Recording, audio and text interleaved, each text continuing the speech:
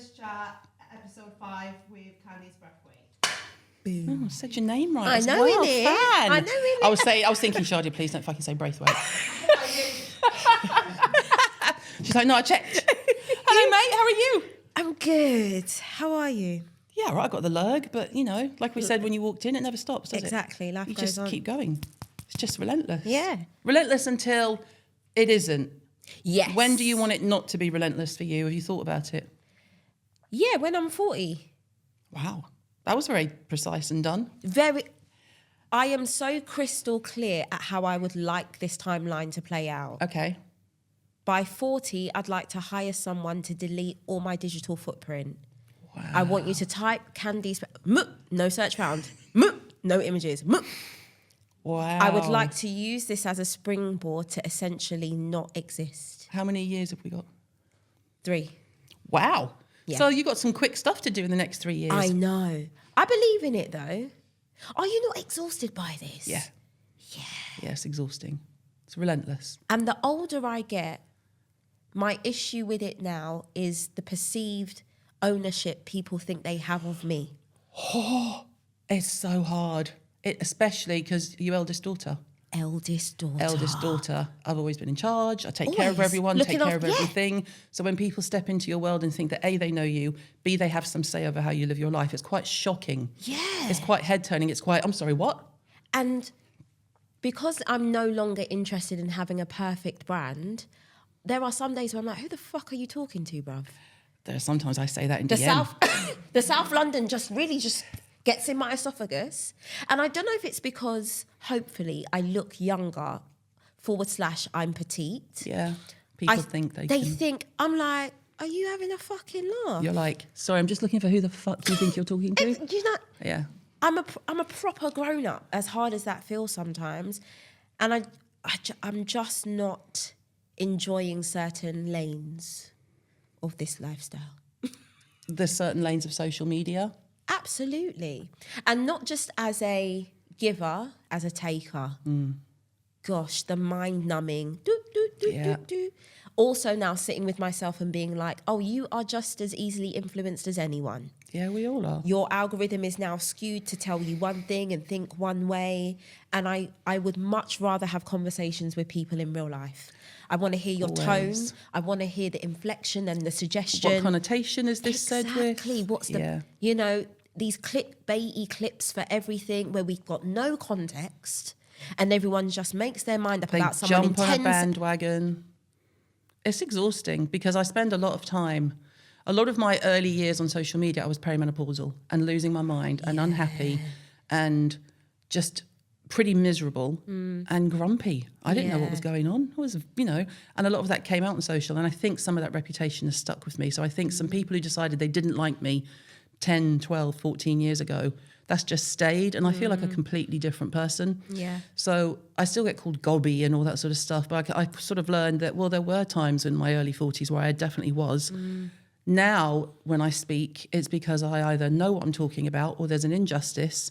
And you describing me as mouthy or opinionated or gobby is so reductive for women, for Yes. not just for me. I take offence as a woman. Yeah. But if we can't, social media tries to make everything black and white and it's nuanced. Yeah. There's no room for nuance. Yeah. And I had a very interesting conversation with my husband yesterday even in saying this, I'm trying to tread carefully in my brain first because context. Yeah. I am really worried about what's happening to people, because I don't just want to say men, but what's happening to people where they get cancelled with no verdict as of yet. Yeah. And, you know, Bondzie being the guy that's trying to, like, be the strongest feminist, I was like, no, that could be you. Yeah. Someone could just pitch up tomorrow and say, he done do. Yeah. I was like, 65% of people are going to run with that. Yeah. Want no... Yeah. Think of your son. Like, I'm really getting uncomfortable about where we are at and how we can seemingly rip people's livelihoods away. You know, I'm on tenterhooks all the time. And then on the other side, there's people who have been saying for years that this person behaves in this manner, and that person is still thriving, employed, and doing all the things, no, being just- in all the spaces. Yeah. So then I see someone like Russell Brand, who's found Jesus and is all over everywhere in the States, and everyone's saying wonderful things happen when Jesus finds you, and then someone put underneath you and the authorities. But I just don't get and I say this respectfully, the gullibleness of that demographic, because no one in the UK is believing this. No one. No one. It's such an... It's interesting because I'm sure we'll get to this point of the conversation. It's such an interesting world to be privy to, as in the States. And because our plan is to move there. That's the next big... I'm working on my working visa as we speak. Right. Like, that's the next... Where would you go, New York? Absolutely. No, nowhere else. Yeah, I was going to say. And, you know, Bonde's toying with the idea of other places. I'm like, mate, I want to go somewhere where the guns aren't quite so gunny. Yeah. And the blackness ain't so black. You know, I know exactly what you mean. I know exactly what you mean. I'm trying to look for that space. And so I'm like, but it just feels so strange and so foreign. So on one side, it seems like, using Russell as an example, so gullible, but it's also a place where, especially a black woman like me, there is no perceived ceiling. Of course. I'm not going to bullshit you. I feel like my neck is through the ceiling of the UK, especially because there are certain things I just don't want to do. I can absolutely see that. Yeah. I'm just like, I don't want to do that. Where's our innovation? Where's our new talent? Where's the new conversation? I'm like, I'm so bored, you know? It must be hard to be, because I think we've got aligned, maybe, you know, aligned, I wouldn't say the same, but similar reputations in some ways. Absolutely. In terms of, and I take that as a compliment. I'm sorry if you don't. But Very gobby. But in terms of, if there's someone at the table that's going to go, well, no, that's not right, it's going to be us. Yeah. But I recognise the privilege of, it's much easier for me to say that as a middle-aged white woman than it is for you. Yeah. You know, because you'll immediately be labelled. Oh, I'm labelled. I also feel the chill of being left out of certain spaces. It's very clear to see where certain stakeholders or people in power have gone, because she's pointed that out, no access here. And it's something I really struggled with, I'd say, for the last 2 years. And I'm now in my golden era, and I think it shows. Oh, in the you black, really are. Yeah. In the black community, we say there's rice at home. And that's when your kid's asking for a takeaway. You're like, mate, there's food. I've got love at home. I've got likes at home. I've got adoration at... Like, I'm not sitting here being like, oh my God, I wasn't invited. I'm just like, no, I cannot live my life that way, because then people get to turn that tap on and off. Yeah. And I'm sitting there basing my value on whether you say I'm in or I'm at the table. Just like, bro, please. And I want to follow that up by saying, I want to be sincere and say, I did at one point struggle with that. Yeah. I did at one point it's human pin nature. everything on the invite, being upheld, being allowed in. And it just got to a point where I was like, this is not good for you moving forward. And how are we going to negotiate this? It's not healthy. At all. It's not healthy. I mean, I have it to the same degree, except as a white person, which is huge. I understand it's huge. But I have brands that won't ever speak to me because I'm outspoken. I have brands that want me to consult with them behind the scenes, but would never work for me in a paid sponsorship way. And I had the same. I had to be like, well, why are they having a dinner and I'm not invited? I've just been working with them, but I haven't been working with them publicly. Yeah. So I don't show up for those anymore. Yeah. I take care of me. And it's really nice, because I perceive it to be true for you, so correct me if I'm wrong. But it's really nice to have built a brand where I actually don't need that. I don't need to fight for the validation of certain brands or people to pay the overheads, to run the thing, to feed the self, to buy the shiny shoe. Yeah. So once you start doing that with your brain, I'm like, okay, so what are you doing it for then? Why are you Because it's doing not making a difference if your kids are fed or not. Exactly. So let's really start to get some movement on. And I have a huge mother wound. I have huge maternal difficulties, which at the beginning of my career showed up as me really wanting validation from certain women and being allowed into certain spaces. 5 years of hardcore therapy every week, no missed sessions, even doing these sessions on holiday. Wow. I'm like, no, you have enough maternal spirit to comfort yourself and to not need that from, I just don't need it. No. I just don't need it, you know? And I go to these parties and I just get so fucked off. Not mine, though. No. I love great. yours. Yeah, are you doing one this year? Of course. All right. I was like, babe, be careful what you say next. But you no. know, it's just so the pretend of it all. Oh, if I didn't have hair, it would have fallen out anyway. The fakery. The fakery. Bitch, you ignored me last week. Mm-hmm. But now I'm so grown up. There's one person in particular that I'm thinking of. We'll talk off camera. I can't wait to see her again because I'm going to be like, bitch, you look dead. I'm waiting for her to say, hi. And I'm going to be like, on this date, you look straight through me. What's up with that? And I'm confident enough now to have that conversation, not just be like, no, if I'm Casper, keep it that fucking way, bro. Don't do that whole, oh, now I see you. Now I don't. No, it doesn't bother me either way, but I'm like, do you have mental difficulties? Like, in the golden era, you just want people to keep it the same vibration across the line. That's key. If I get a feeling, like I'm 55, right? Yeah. I'm too tired.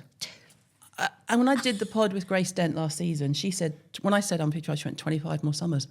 And we both went, yes, but when you get to this age, you think you don't put up with fools in your 40s. When you get to your 50s, you're like, fuck this, fuck you, fuck them. Done. Because I know I'm a good person, I'm a good mum, I'm a good wife, I'm a good nan. Yeah. Maybe a good nan more than anything because I'm a bit obsessed. I'm a good boss, mostly. Looking over there. I'm like... But I'm not seeking validation from you, but what I'm also not accepting is your disrespect. At all. Goodbye. Yeah. And be with God, but you're not going to be with me. You do you, because you ain't doing me. Like, I wish you so much well from afar. Yeah, from over there off the cliff. Yeah, like, down where on the boat, on the sea, away. Love it for you. But again, and I'm not 55 yet, but I hope when I get there that I still hold on to what is happening in me. Some mornings I wake up just so fizzy because I'm like, I've never felt so self-assured. That's fantastic. I've never felt this way before. That's amazing. Yeah.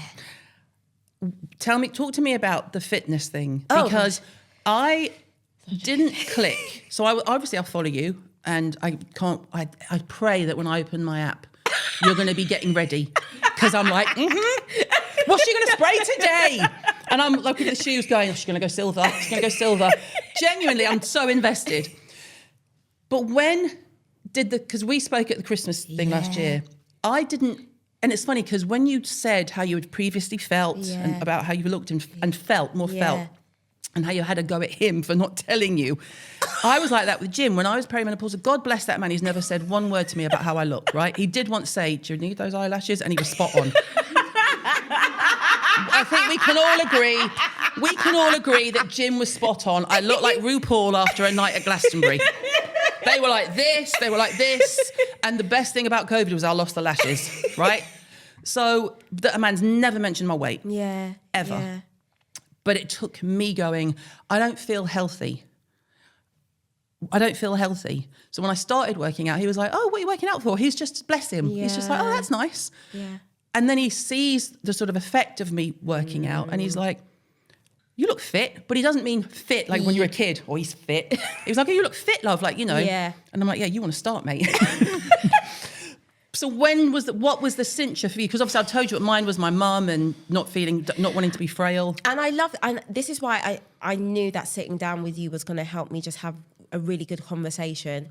We had to do our life insurance in 2019. Right.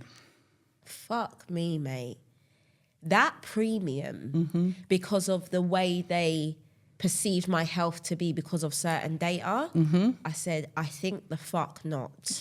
And it was such a hard stamp in my brain. Also, things like, not to interrupt, but things like you're more prone to type 2 diabetes, and they will assume you're going to get it if you're a black woman. Yeah. And like, so people wouldn't know me before social media, obviously, but prior to having Esme, 5 marathons under my belt, 3 ultra, Yeah. I didn't know that. That bitch. Like, and sometimes just for bants, I throw up a throwback picture because I'm like, I understand this is new To you. To you. Not to me. It's not new to me. Wow. And this is the version of me that Bondzie met, that I understand. And so 2 kids, pandemic, I made it through any way I can, and I have no judgment to that woman whatsoever. No, of course. You are doing the best. Yeah. But I was like, that's not the next phase of my life. And I don't know how to break that to someone. I also don't, I know that I don't have to explain that to anyone, especially not someone down the phone that I don't know. No. But I'm like, also, especially as a black woman, I've got to get my shit together. It's taken 2 years, 4 months for the shit to start to come together. I've never felt better. And it's such a badge of honor for me to like work out twice a day, to be conscious of what I'm putting in my mouth in real time. I saw an interview with Fat Joe the other day, and he said, I've now learnt to eat defensively. And I was like, I'll be taking that saying. That's a great line. I train defensively, I eat defensively. I think about all the things that have killed my ancestors or women down the line. And I think about how I can try. Also, this weight loss, one day I'm lying in bed, I'm like, what's this huge lump in my tummy? It's a fibroid the size of a grapefruit that I couldn't feel prior. Go to the doctors. Wow. And not that we were trying, but some would say if you ain't doing nothing about it, you're trying, but just not falling pregnant. Right.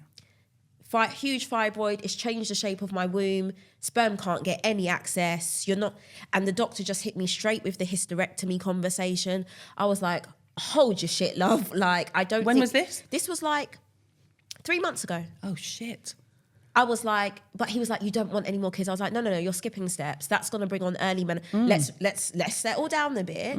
But it's just gone to show the domino effect of what could be happening. And now I just take such fucking pride in being about it. Like, oh, is it me? I wanted to give someone a dirty look and I got a look at myself. I was getting ready to throw the daggers, sorry. I love that. She's pushing the bag towards Liv like that. Sorry. Yes, I feel so much better in, not just in my body, but in what my body is capable of. To even attempt something like, I'm going to be 37 soon, to like say I'm going to do high rocks, I perhaps will do another marathon. I never would have said that 10 years ago. So impressive. Like, I'm like, oh, you are so impressive. You are so impressive. You inspire me to keep going, because I haven't been to the gym for about 3 weeks or so. Yeah. My trainer fired me. Bless him. He got a great job, and he felt really bad telling me, but I was actually pleased because I needed to change it up. Yeah. And I think I just needed the pause, because for me, I know now that me working out like a maniac for the last 18 months or so was me just chasing away from grief. That's all I was doing. I was just like, Mum died, let's work out. Yeah. Crazy. Now I can see it. Yeah. And then I realised, hang on a minute, I'm actually exhausted. Yes. I'm physically exhausted. But when I see you, I'm like, you could stretch, Caroline, get off your ass.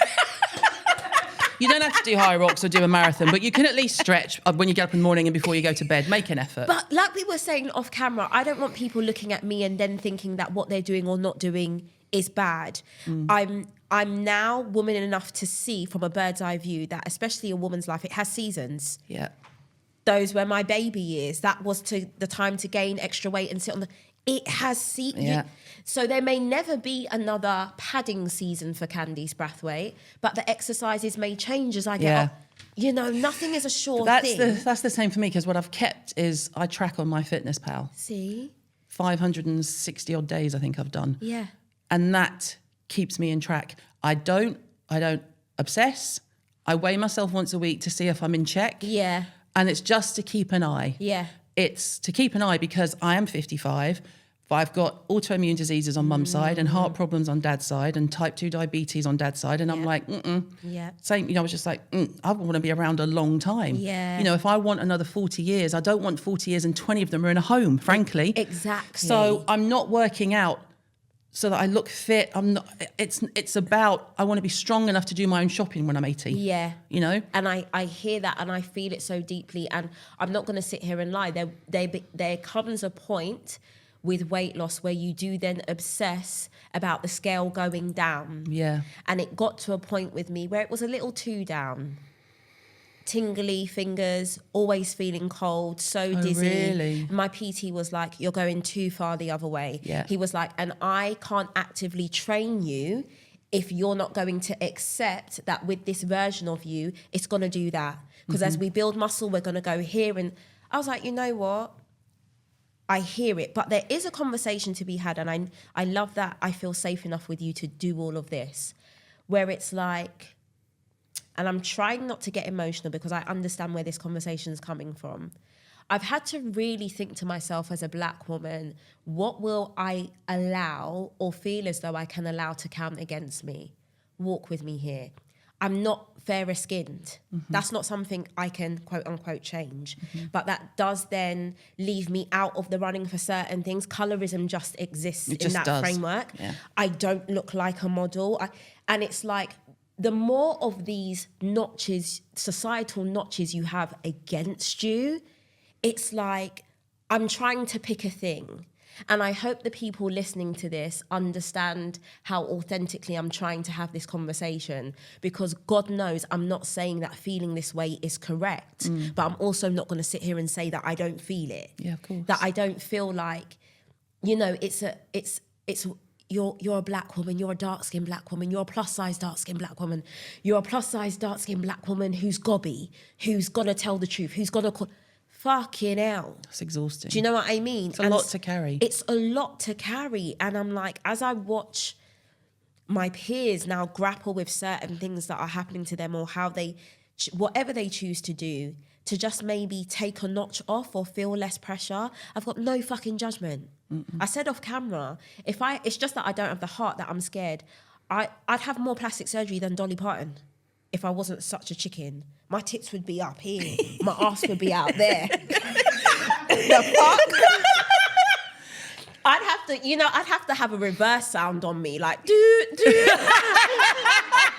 Like, and I'm very honest about sometimes feeling that pressure, or, do you know what I mean? But I'm just like, also, it's a conversation I have with dear friends or my family, because I'm just not willing to open myself up to the belly of the beast, which is fucking strangers who feel as though I'm like a jigsaw puzzle that they can... Yeah. You don't get to do that. How do you navigate that for your kids, especially as the mother of a black son and the mother of a black daughter? Because I raised 3 boys in West London, white boys. That's worrying enough.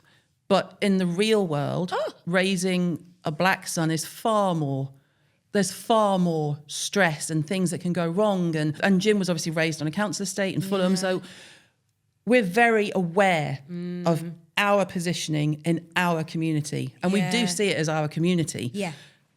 But I know the worries I have as the parent of teenagers in West London is nothing compared to the worries of a black mother. Honestly... And I was kind of flying by the seat of my pants with Esme, and Esme was born in London. When I fell pregnant with Rich, we were in London and we left because I hadn't even had the sonogram yet, but I knew he was a boy. I just felt it in my, I felt it in my everything. And I said to Bondzie, I can't raise a black boy here. We're Sorry. out. I've got too much. And we were in Croydon, and Croydon is now Croydon. Yeah. It wasn't Croydon back then, but it is now what it is. And I was like, I'm constantly gonna be watching his back, our back, just being on the wrong road at the wrong time, and can cost you your life. And that's just not something. So we moved to Milton Keynes, where in like a little village in the Shires. And now I'm having feelings of guilt because RJ, my son, he doesn't see himself a lot. And I remember bringing him into London on public transport for the first time last year. And he spent the whole journey with his hands over his ears, sobbing. why is it so loud? Wow. Why is everyone moving so quickly? Why can I not just hold my iPad and swing it? Like, he went to cross the road, Caroline, and didn't know that you had to press a button. So he just like launched into the street and I had to drag him back by his hoodie. Wow. He thought red buses were fire engines. He was like, oh, there's lots of fires in London. Why are there so many fire engines? Pretty different to your upbringing. And so I'm just sitting here like, have I done the right thing? And you know what? It's a conversation I have with my friends of all races all the time, because now all my children, boys and girls, are tremendously privileged. And one thing my mate said was, Candice, your kids are black. The world will get them. Don't worry. Wow. Shit. How sobering is that? Your kids are black. The world will get them. That gives me chills. She's like, the schooling that, you know, you're fighting to afford, the lovely house you've got them cocooned in. She was like, long may it rain. Yeah. Because one fucking day. One day. They're going to be reminded that they're black. She was like, one day. Wow. And it just made me go, oh. That we're staying where we are. Yeah. And she was like, also stop feeling guilty that they don't have the edge that you did. Yeah. Or they don't understand the struggles that you had. She was like, they're still going to show up in the world as black teens and black adults. Yeah. The world will fuck them up either way. So pick a struggle. Wow. I was like, okay, got it. Noted. Yeah. But now my stepdaughter's come into the fray. 16. Oh, Yeah. 16. Yeah. This really should have been a drinking show. Wow. I'm sure she's lovely, but 16. 16. And this is someone I've known almost what feels like my entire adult life for over a decade. Known her forever, loved her forever. But for a 16-year-old to now come into the fray, it's very illuminating. Not just for her, it's illuminating for me. It's very illuminating for my kids. And what's so interesting is she's the child I know the most. And I say that because we were raised in very similar spaces, the same space actually, Brixton. She has a street edge to her that my children will never have. Yeah. She has a capability of reading a room that my children have never had to. And so there's a vibe and a bond I have with her that I'm finding really interesting. And I'm looking at my kids like, no, you lot are soft for real. You lot are soft for real. You lot are like marshmallows. Wow. She's just like, and also, like I said, with this maternal wound, there is something about her presence that is allowing me almost to relive certain things for me that I think other adults just scattered and did not get right. Yeah. And I feel like God has gone, do it then. You know how it should have been done. This is your chance to do it that way. I had a stepmom who, no. Yeah. Hi. No. Like, till this day, as his only child, I don't know where my dad's ashes were scattered. She did that without me. Yeah, mate. So when I say I'm coming from a place of hurt and trauma, and I'm seeing where the universe is being like, there's a moment here to rectify this for someone else. Are you going to sit there and be a bitch because you're still feeling uptight? And rightfully so. Or are you going to think about how you would have liked it to have been for you? And before she even moved in, I spoke to Bondzie. I was like, we've got to go to the solicitor. We've got to rewrite our wills. Yeah. I was like, because listen, if you pop it before me, I don't want any of our kids feeling like they didn't have a stakeholder. Unfortunately, when you die, things are all you have. Yeah. And to gift a kid a thing is to say, I saw you, I loved you, I upheld you.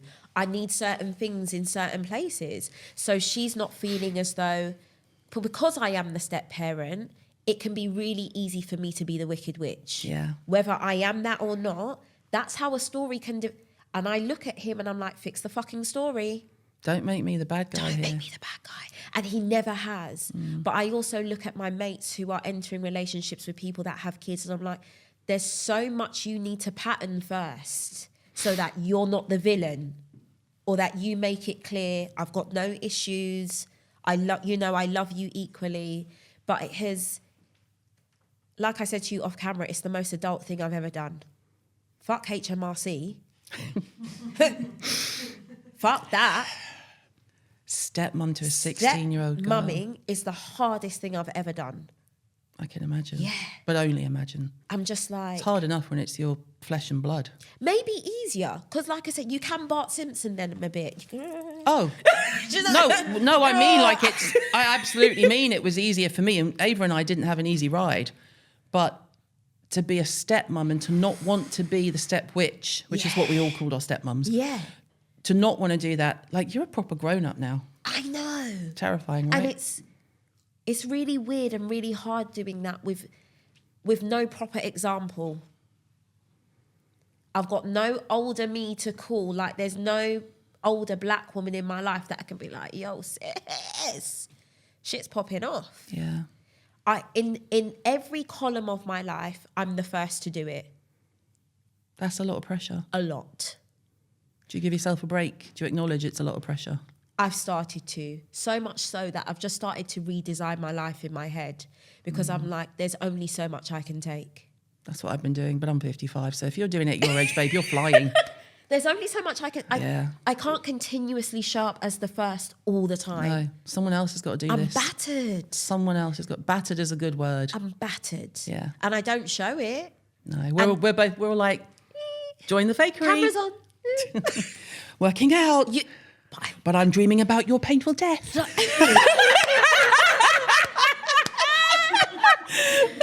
I'm so... If no one takes anything else from this, Candice Brathwaite is a bit battered. Candice Brathwaite is fucking phenomenal, and you won't talk about my mate like that, or I'll be throat punching you, okay? I just feel so like... But it's been a lot. It's been a lot. Too much. You've had a lot going on. Yeah. Can we just divert for 1 minute? Yeah. Because before we even get to skincare, who gives a shit about skincare? Right. Because prior to your book... Yeah. Of all the people writing a book about manifestation, I would have said there's no fucking way Candice is... Because to me, you are the first person who's ever even used that word that hasn't given me rage. Because everyone else I've seen talk about it is in what I would call a privileged, white, clique, probably wealthy, and they're like, you just manifest, and each day and I watch and I think, you're a fucking arsehole. Yeah. I'd never thought that about you, clearly, but the book, to me, I was surprised, but then not surprised by how you carried yourself and how you handled it, because I never saw anything that you were doing around it or the book itself be privileged, taking the piss. No. You know, to me, it felt like it was almost like manifest, and then in brackets, it could have said, you can do this. Yeah. Not manifest, life's amazing. Yeah. And also, so I'm obsessed with manifestation. I actually saw my Reiki healer yesterday. Shout out my Reiki healer. Love her down. I'm a very woo-woo person, but everything about that conversation around manifestation is rooted in privilege. White guy, 3 divorces, gets up at 4 a.m, has an ice bath, ginger shot, Andrew Huberman type, no offense. But you know the shit. Then very gorgeous by Western beauty standards, white girl, early 20s, done 6 months in an ashram in India, now come back. That mummy paid for. Oh, we can manage. And I'm like... Starts a protein bar company. Do you know what I mean? I was just like, okay. And this isn't to say that the science or the energy around it is not real, but what about the people who, for whatever reason, are on the fringes of society? For me, it's blackness. For someone, it could be disability, socioeconomic. Yeah. There are so many hurdles people have to clear before they even think they're fucking worthy of their desires. Yeah. Not even to try and get it, to think, oh, you know what? That's what I want. I am worth that. Yeah. And I was like, no, you've been working so hard at unstitching the falsehood society has sold you, Candice, to keep you in your place. Yeah. That you might want to start sharing this conversation. Because, and for all intents and purposes, not a sob story, grew up very poor, never fucking felt it though, because we had South London community. You had never felt it. You had 15 people telling you off, not just one. I'm like, so what does poorness feel like when you feel you've got so many aunties and uncles, but then also disturbing violence. I remember one night, my granddad coming at my nan with a carpet knife, her grabbing me, using me as a shield as she runs downstairs to get a meat cleaver. I was about 4 or 5. But then the memory before that is I've just been put to bed and a brick comes flying through my bedroom window because a family member was a heroin addict involved with a massive gang, and they were there to collect that night, and they air conditioned the house, licked out every fucking window, front and back. Wow. So I've spent decades being on edge, ears in shoulders, so ready to fight, so ready to dispute. It's exhausting. Living life in opposition, you know? And so to start that way and not even at 40 yet to be here, what the fuck has happened? You have. Exactly. You've happened. And I was like, we've got to get that down on paper. We've got to try and help people understand their worthiness. Yeah. Which is, again, extremely difficult when you live in a society where you don't see yourself positioned as the one or at the table or with the thing, you know? And so people can read it, they don't have to. I couldn't give a shit either way. I'm just like, this has really worked for me. And I can appreciate that women like me would only turn that conversation on if it comes from me. Exactly that. You know? Exactly that. Yours is, the one word I always think of when I think of you is authentic. Yeah. And so yours, I was like, manifest. And I was like, well, be Candice, of course it's going to be kosher. Do you know what I mean? Because you can't be anything else. I don't bullshit anyone through that book or through the process. It's going to feel like utter hell. You have 60,000 plus thoughts a day. To try and start to filter all of those and realise at least 90% of them are you chatting shit to yourself, you're going to have a bit of a breakdown. It's not going to be cute. No. Like, I'm slowly coming out of the cutesy end, but for years it was just hell. That's the key for me, the cute side of the manifestation movement. The cute, like everything's pink and fluffy and you manifest it, and then they have launch dinners and there are all these beautiful people in a room talking about how you just have to manifest your life. And I'm like, all of you are fucking loaded. With husbands in the city. Like, it's not real life. Yuck. It's not real life. And I'm really open about like, oh yeah, okay, I wanted to manifest. I'm trying to manifest this New York brownstone. But Candice of 8 years ago was in so much debt. How do you pull that thread through? So the ugly bit of manifesting is opening your debt drawer, bitch. I had a debt drawer where those letters came in. I knew exactly what they were and they went straight in that drawer, never to be opened. And I was like, oh, you have to do the painful stuff. Yeah? That woman you see yourself at 40, she's not, her physical body's a bit different to this. So how are we gonna, okay, you're gonna have to show up like this and maybe you're gonna have to do less of that. Okay, I get it. But everyone wants to skip that bit. The hard bit. And just jump to, oh, yay, I look and feel so... Fuck that. I was on my face for years. For years. And money's such a key thing as well that people, especially women, they don't like to talk about. And I love to talk about money. I like, give me more money. More give me of money. it. I want to work for it. I want to earn it. I'm not asking you to give it to me for free. Free. You know, I want to earn it. I want to divvy it out. I don't want to get it and hold on to it. I want to be like, yes, let's do this. My gosh. Divvying, being the one that mates can call and they know I'm good for it. Yeah. Or that also, because my granddad always used to say, don't lend unless you can afford to lose. You know who else says that? Oprah. Miss Oprah says that. Don't ever lend money and expect it back unless you can afford not to have it back. And to know that in some instances, and it's really interesting with my friendship group, I'm the one that has to go, babe, are you okay? No one ever goes, I'm not okay. I clock someone's not okay. Yeah. To be in a position where I can employ women, employ black women, help friends, that's a kicker no Chanel bag can... Yeah, it's insane, It's isn't it? insane. It's amazing. I would say we are... How many men have we got in the business? Varan, Tim, Cahal, Callum. We can count them. That's it. Christopher. 5 6, 5. out of 45. See? We're all women. All women. And that, whether you know it or not, that's what makes you come in when you're full of the lurgy. Oh, yeah. Sorry not about even- that. Everyone's going to get sick. It's not about you anymore. No. It's a responsibility. Yeah, it's like, I know the thing I've built is now helping so many other people. And it helps me show up in a way that maybe Candice wouldn't even show up for herself. And yeah, I love money. I was trying to find a nicer way of saying that. But. You don't need to, because what pisses me off is the people who say money doesn't buy you happiness are give the me a people break. who've always had it. Yes. The people who've always had it. Or the people to whom it came easy. And they're patronising bastards because I have been skint. Like I only started earning really good money when I was like 50, 5 years ago. 5 years ago, managed to get debt free, bought a house.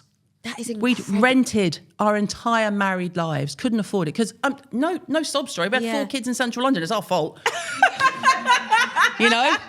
4 kids in central London, of course you're going to be skint, you idiot.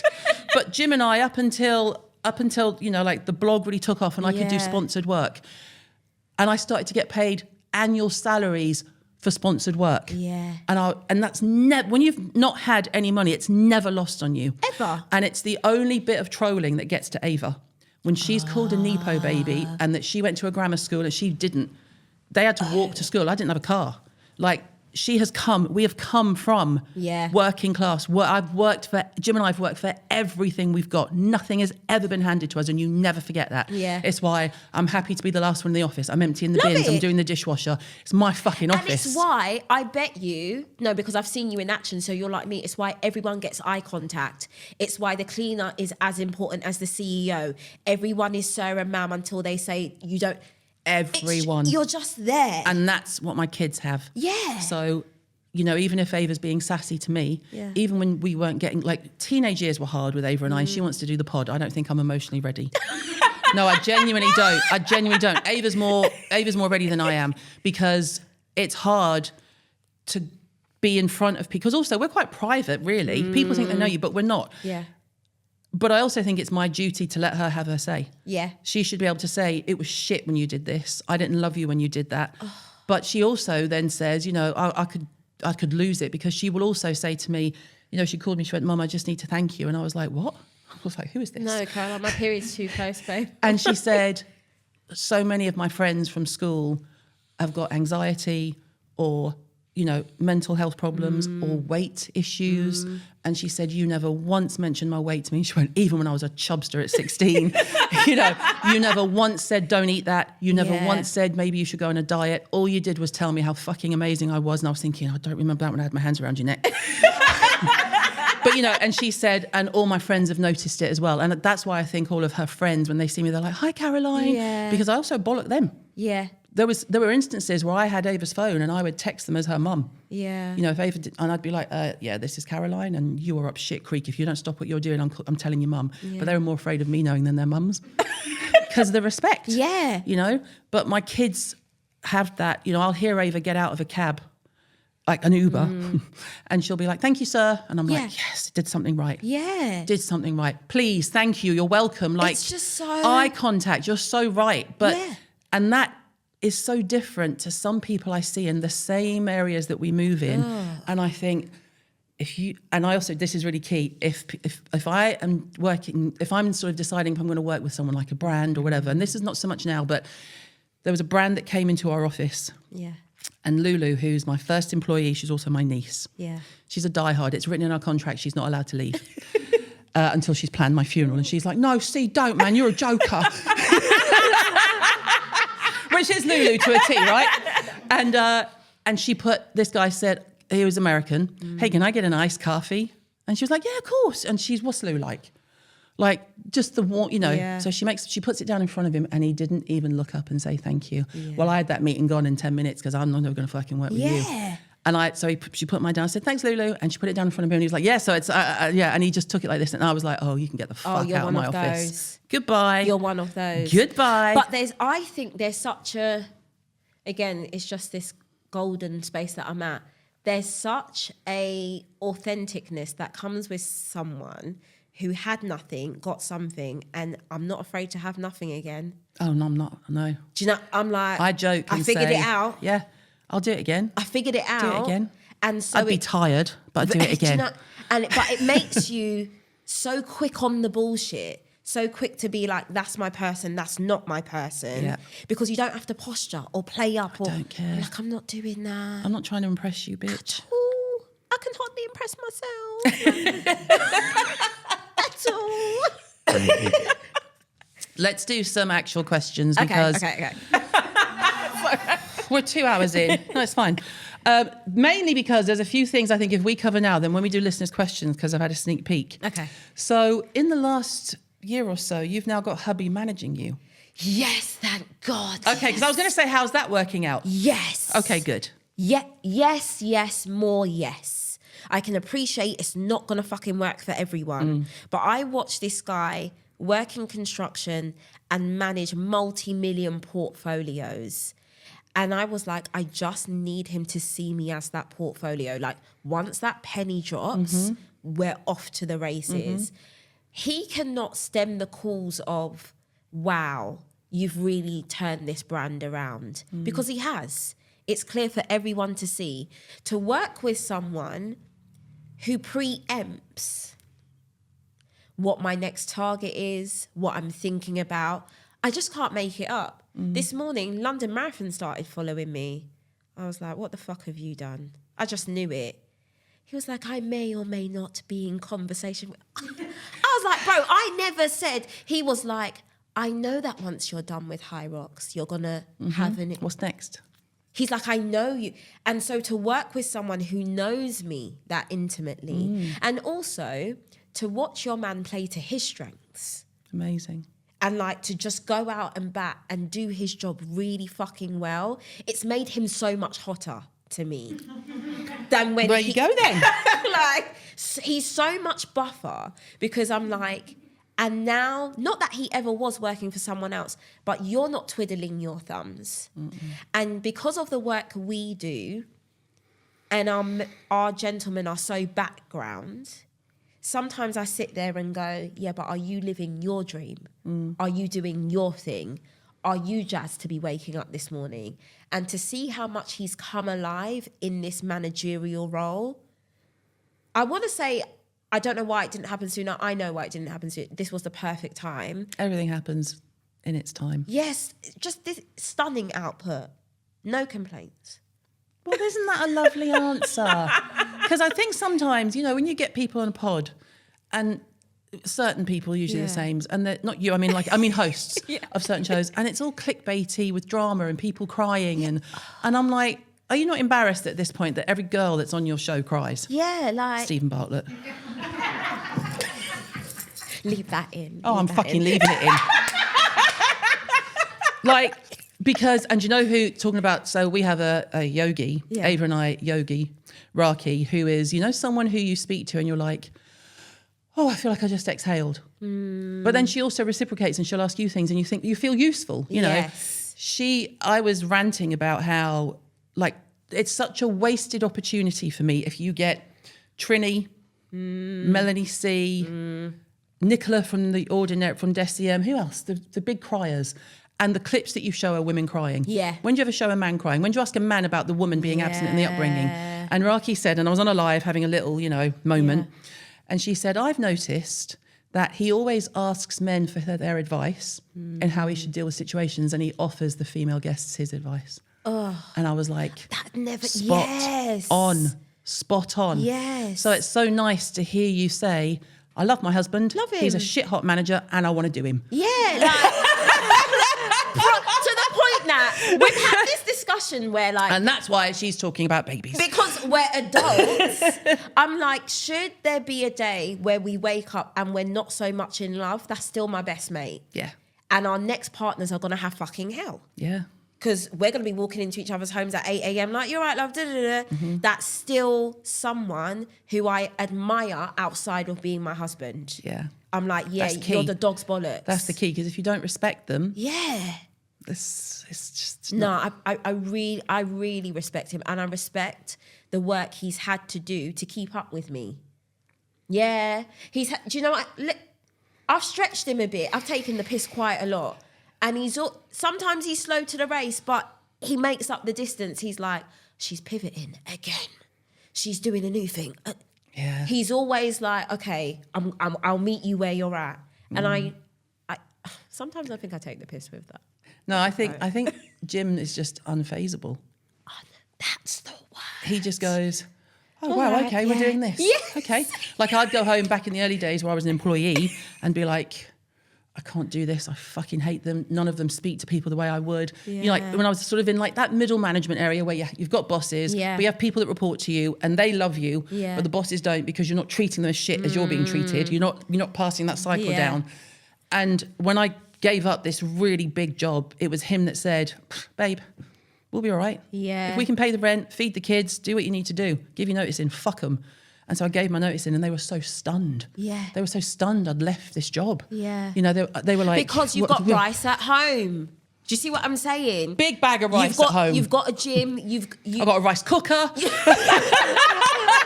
I've got a kitchen. You know, like, you're tethered. Yeah. Tethered is a great word You're because tethered. what's interesting is when mum died, I saw, and you know the universe, sometimes the algorithm does pass you things that you... And it was a woman, a black woman in America on a podcast, and I'll have to find it. I've got it archived, so we'll find it, and I'll give her the respect of putting her name on. But she said her mother dying, it was the untethering that did her in, and I immediately went, oh, and sobbed. Yeah. That's what it is. You're untethered. You're untethered. You're and untethered. you know, and I can say this because of losing my dad, to really sit there and meditate on the fact that no matter where you walk on this green earth, No. it's like, look, it even does I me know. now. It's been almost 17 years. Shocking. Sometimes I see someone from the back and I'm like, Yeah. yeah, that's impossible. I get a whiff. People wonder why I don't do a lot of beauty departments. It's because I can't smell You Chanel can't number smell 5. it. You can't, it just. I'm not feeling well, don't make me cry. She's doing a Stephen Barber on me. Fuck's sake. That's fucking karma, that is.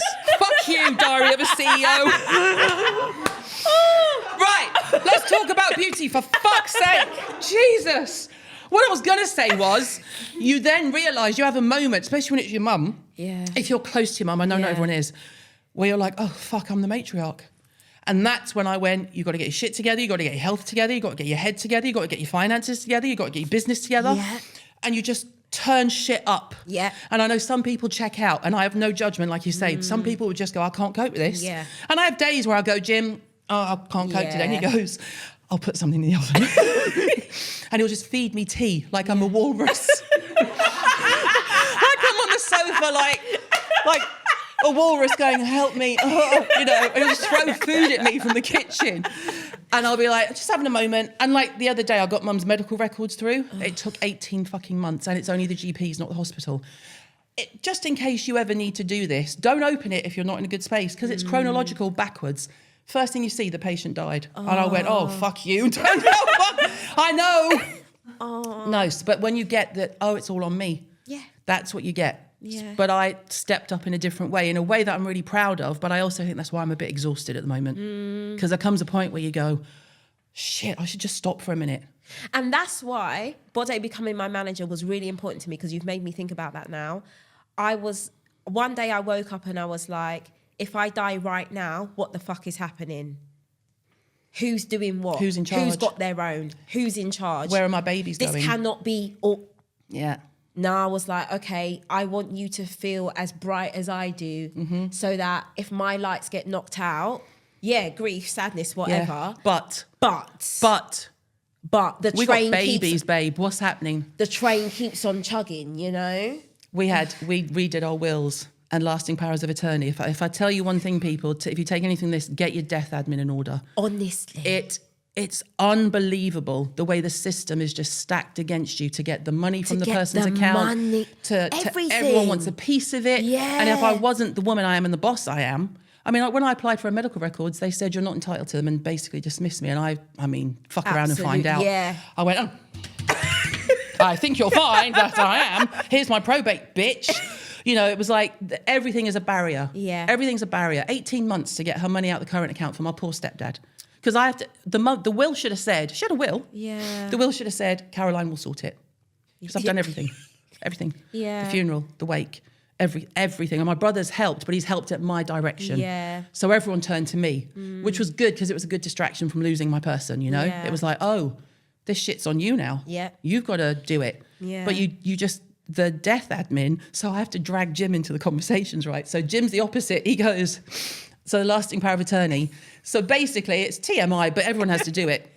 You have health and finance. Yeah. Right? So finance is, if I'm incapacitated, he can make the financial decisions. Absolutely fucking not. He's useless with money. No. So we have trustees who can do that, right? I said, even if we've got £5 left, let's let my brother deal with it, right? Health, yes. If I'm incapacitated, Jim should be the person that says, we'll pull in the plug. Yeah. Right? Yeah. Because they said it can be your children, but if they benefit from the will, we advise not. I went, nah, Ava would be like a Madame Chanel. Ava would go like, the handbag, Trick, Mum, I need to charge my phone. And when I say that to her, she's literally like, I would never, you know, and I'm like, no, it'd be Ben. No, we're terrible. But when it comes to him, I'm in charge of everything because I'm already in charge. Yeah. You know? Yeah. But it's playing to each other's strengths. Exactly. It's that, you know, but when it came to doing the will and they're like, okay, you can have 3 trustees. I'm like, well, it can't be the kids. We've got 4 kids. Yeah. Can't leave one out. And it can't be Jim because he's useless in that way. Yeah. Because if I went first, he would be broken. Exactly. I think that's the way of the world. Every time I've seen the woman go first, the man left behind doesn't last that long. And we've gone down a track. We will do skincare in a minute. I think anything death related is your last love letter. Yeah. And I would encourage everyone to tighten that up. Yeah. Same. You've got to in tighten a really it up. good, positive way. And I've told all the kids. Yeah. I'm in the house going, that's yours. Same. That's yours. I'm like, yeah. When my mum and my nan and my aunties used to do that to me, I'd be like, don't be so morbid. Don't be so morbid. And now I'm like, it's not morbid because I promise you, when Mum did die, I couldn't remember where she told me anything was. Exactly. I was like, where did she say the fucking jewellery was? Like, where did she say a will was? And Chris, my brother, would go, she told us every day for 40 years. Where is this shit? We couldn't find the will. We had to phone all the solicitors in town. My stepdad didn't even know where his head was. You just forget. Yeah. So you have a folder, you have all your paperwork done, you have it registered. Get your death admin done, people, in a really good, positive way. Anyway, let's talk skincare. Fucking hell. Now, you went through a whole thing of using so much product. Oh, my God. And then scaling it all back. Where are you at now? I will always be a double cleanser, sunscreener, moisturizer, Estee Lauder night repairer, red lighter. That's which is not a lot. I was so, not by you, but I was so influenced by the retinoid conversation. Right. Yeah. Burnt the shit out of my face. Yeah. I was like, oh, okay, maybe you don't need that. So I've proper scaled it back now. Yeah. I will say though, and I know people are getting their acrylics ready to be like, that's so bad. I am incessant about the kids' skincare. Yeah. The first time I spotted a huge blackhead on Richie, he was 9 months old. Yeah. I was like, oh, here we go. And he's only 7, but he's needed really specific tailoring for his skin. And again, guys, don't shoot the messenger. I do what's good for mine, you do what's good for yours. What's been so great for him, and I'm not just saying it to gas you, is Inky List, is it salicylic acid? Yeah. And then we finish with your moisturizer. Oh, amazing. Boom. Cleared up the blackhead. Perfect. You know, he was getting frustrated. Oh. I'm like, that's my little boy. I'm frustrated. You know, there was frustration on both ends. I'm really like trying to instill self-confidence in their genuine beauty now, which comes with the skincare chat. Yeah. But me now, I'm very like, bit of this, bit of that. Not so much. It was almost as if I was trying to hasten certain things happening to me. I was like, maybe you just don't need retinoid right now. It's all right. Your Chill skin's out. fantastic. Like, you'll be all right. Yeah. Yeah. But talk to me about fragrance, Candice. Oh my God, don't. Because I feel like that's your thing. Bro. How many bottles of fragrance have you got? 75? What's your favourite? I know, but you say. Oh, gosh, it's so... I might be wrong. You might change your mind. No. She's a bit of a slag, but hear me out. And I hate when the internet makes something a slag, because it's not even the slagability that's the problem. No. Stunning scent. It's just used by everyone. Maison France's Kirk de Jean Baccarat Rouge. I knew you were going to say that. In my veins. Smack it in. Like, You smell you coming before you get there. shoot it Fragrance. up, mate. Oh, and I'm always going to love her. But Bondzie has stuck his nose in and introduced me to a line called Frederic Malle. Oh, Frederic Malle. My Lord in heaven. Portrait of a Lady. Portrait of a Lady. That is absolutely your fragrance. Yeah. Gosh, like, I'm wearing it today. It's just so intoxicating, and it's a really good autumnal fragrance. But not everyone can carry that. You got to be a bit confident. You got to be a bit like, spunky. yeah, I'm wearing Gotta be- Portrait of a gotta be- Lady. yeah, see, you've got to own the scent. So I'm a huge, and you know, I think I'm a scent person. Linking it back to the death thing, it's a remembrance piece. When I smell a certain thing, I think of certain people. Yeah. I'm like, oh God, they always wore. It's Yeah. such a finisher. Yeah. Yeah. Where, you know, I listen to you because, you know, you've always said you ain't got to put your skincare on a credit card. Fuck that for fragrance, mate. Ram that card up. Like, that credit score has taken a licking for a fragrance. I've been like, you what? I'll swipe it. It's all right. I'll figure it out. But if it's your thing, it's your thing. It's my thing. But so are But shoes it's and one handbags of and my clothes. things. See, the whole closet is my thing. I love your closet. It's just I my really place. want a closet. I'm just like, I am considering turning Ava's old bedroom into my get closet. a closet. I know. I'll be like, you can still sleep in it. Yeah. Just don't touch I anything. literally have a pump up bed in there for mates' kids. I'm like, yeah, cameras are everywhere. So just, you know, Just go don't to touch sleep. anything. Do you know what I mean? But I love getting dressed. I love having fun with clothes. And when I think back to where that came from, my granddad would wear like a 3-piece suit to go to the bakery. Yeah. And when we finally had a conversation about it, he was like, oh, no. I dressed up because I was black. And it made the difference of no black, no Irish, no dogs. If I've got a 3-piece suit on and a pocket watch, it gave me an edge. Yeah. And so dressing up became his armour. That's so interesting because my great granddad was Irish. He did See? exactly the same thing. Always spiffy. Top hat. I mean, full Peaky Blinders. Yeah. Well, not flat cap, but top Yeah. hat, suit, jacket, Shiny shoes. long coat. Yes. Yeah. Always. Literally, to watch because my granddad's going to be pushing 90 soon. And he's only just started to wear like a Levi and a loafer. But he'll wear a denim shirt with a cravat. And I'm just like, all right, granddad. Oh, bless. I'm like, all right. But that's where that came from. He's like, listen. And he always used to say, if you don't have a penny in your pocket, no one should ever know it. Yeah. He was like, you show up looking the dog's bollocks all the time. I remember one of the only 2 times in my life I couldn't afford to get my nails done anymore. And I went round to his house, and his nickname for me is Booby. He was like, Booby, where's your nails? I said, Granddad, I'm cashed out, man. I shan't cry. And I remember him. I've got tissues. Sorry. It's okay, we're just having a Stephen Bartlett moment. It's fine. I remember him going into his pension pot and being like, how much to put your nails back on? And he gave me the money to put them back on and for 2 more infills. And he was like, never again. He said, if you're that cashed out, you come to me. He was like, you've always got your nails done. Do you make... Psychological. Yeah. Psychological. He's like, you never let that slip. He was like, when I see you without your nails or a red lip, he's like, what's up? What's wrong? And that's it's a working class thing too, because I always call it the arrogance of wealth when people just don't make an effort. I don't need to make an effort, I'm wealthy. So their kids, when the nanny's off at the weekend, their kids have a bush out the back of their head Literally. and, and their clothes are scruffy and they've got holes in them because they think there's some honour in not spending money on clothes and they think it's frivolous. Oh. I'm not raised from that. I'm a northern Scouser. My mum would not go to the post box without a red lip. Yeah. And it's something that I've just come to delight in, and I can appreciate those who always had it are like, oh, it's my thing. Yeah. Well, you It's do it. my You do it thing. very well. But if your closet is on fire, Yeah. you can have one from each of your segments. Yeah. What are you grabbing? Let's assume, obviously, everyone else is safe. I have to do we're going to do just the complete superficial. T's. All the kids, whatever, your husband, whatever, animals, all good.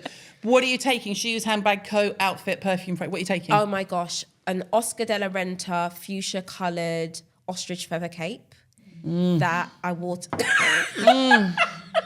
All the women in the room. that I wore to my wedding, and I know the one. Yeah. And I've only ever seen it on Beyonce. Beyonce wore what we think is that one in a Vogue photo shoot. I've never seen it anywhere else. Absolutely. Shoe, just because they were my first big girl shoe, Manolo Blahniks, black ones. Handbag, 1988 Chanel Classic Flap. What colour? Black. That's the year I was born. So, and I bought it for my 30th birthday. So again, it's just the feeling wrapped up in that. What else did you say? So we've done handbag, portrait of a lady just for bants. Yeah. Leave the slag behind. Yeah. And you know, it will probably be on me, but all these jingle jangles that to some degree now must have my DNA in them because they're always on me. Yeah. And that's what I'd want my kids to have. Everything else has got that Balenciaga though. No, you gotta go. You gotta go. Sorry. It's nice, isn't it? Because when talking about the wills again, when I said to Ava, you know, which of these would you prefer? Which do you want? Because obviously I've got a granddaughter and a daughter-in-law, and she said, whichever one has the most meaning to you, Mum. That. I was like, oh my God, she's a grown up. And as someone who has nothing of their parents, the only thing I have of my dad's is a faded Arsenal mug. And that's because his workmates knew I had nothing. So when they were clearing his desk up, they just got all these bits together and they were like, we know this is all you have. Again, I know they're things to people, but these are like legacy items. Yeah, it's not a thing. It's not a thing. And even now, one day my father-in-law, a massive Arsenal fan, accidentally went to drink out of that cup and Bondzie hit the roof. He was like, you never fucking... Like. I'm surprised you haven't put it somewhere. So now it's literally up. But I was like, and I didn't feel that bad about it. And Bondzie was like, that's all you had. Like, yeah. And so again, they're just things to people, but it's what they're gonna, you know, yeah. Well, I would save you in a fire, just so you know. Thank you. Do you have any kind of burning question for me? Does this get better? The fuck?